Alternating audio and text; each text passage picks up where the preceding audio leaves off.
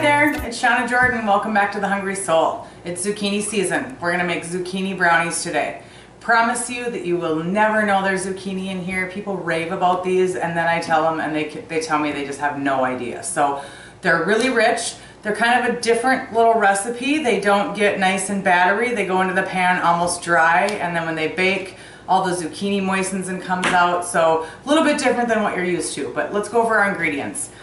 For our wet ingredients, we've got some vanilla, some vegetable oil or oil of your choice. I like to use canola, some sugar, and then for dry ingredients we have flour. I have some sifted cocoa here, and I've put just a little bit of powdered espresso on there just to add some richness. I've got salt, soda, I've got my shredded zucchini here, which I seeded first, and then I've got some chocolate chips here, white and dark chocolate, that we're going to sprinkle on top of half of them. So let's go ahead and get started. First thing we're going to do is mix our wet ingredients together.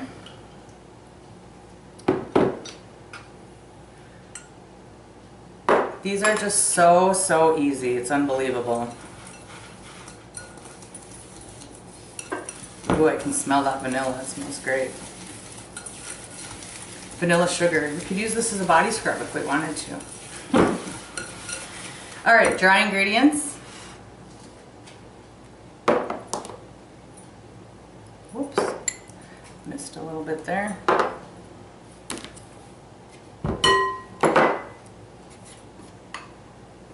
Be sure to sift your cocoa too so you don't end up with big lumps in there.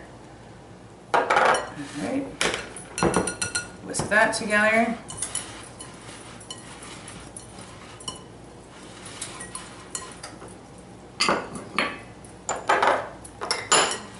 Alright, and then we're just going to merge the two. And as you can see, not like a normal brownie batter. It's not going to be runny. It's kind of crumbly actually.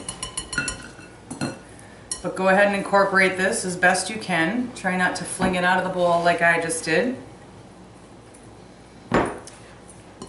And honestly, if you want to use your hands, it's your best bet.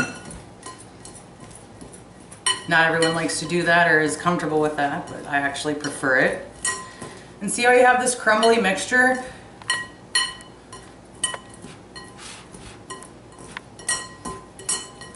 And now we're going to add in our zucchini. And as I said, this zucchini is going to liquefy as it's baking, and it's going to turn into a batter in the oven. I've preheated my oven to 350, and I have a pan over here that I've greased, and instead of floured, I sifted some cocoa into it and used that, so then it matches. It doesn't have, you won't have big white chunks on your brownies. So that's about it. You don't want to mix it too much more. You don't want to work the glutens too much, but see how crumbly that is? And that's all you do. So I'm going to pull my pan over here. Just pour that right in.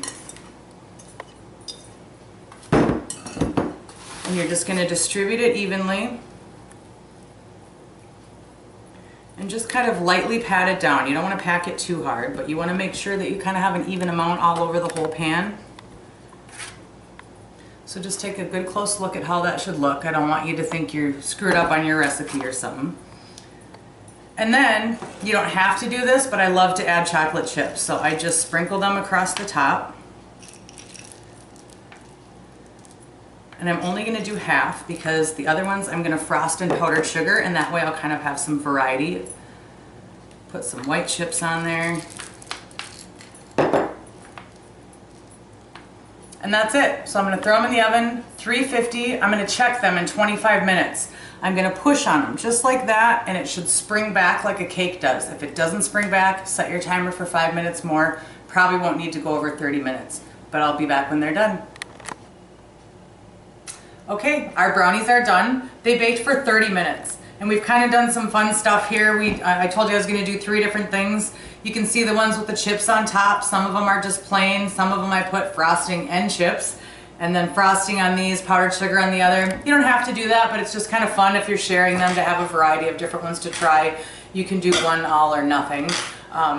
You could eat these brownies right out of the pan and not put a thing on them. They're amazing. So I intend to dig into these as soon as we're done here. I hope you'll make them and enjoy them, and I hope that you'll like them even more than a regular brownie mix. They're so good for you. They're so full of fiber, and they're lower in fat and everything else. So you can find the recipe at shawnajordan.com, and I hope that you live, love, and cook with passion, my friends.